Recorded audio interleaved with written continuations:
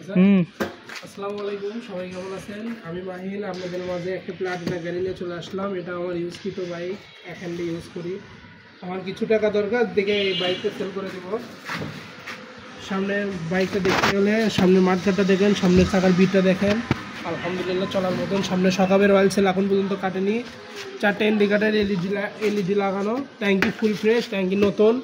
তারপর হচ্ছে যে সিট কাভার, প্যানেল কভার, গেটিয়া, মাঠগার্ড একবারে সব কিছু আলোকে আছে।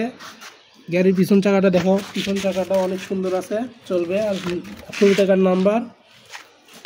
আর ইঞ্জিন কন্ডিশনটা দেখো, ইঞ্জিন কন্ডিশনটা ভালো আছে।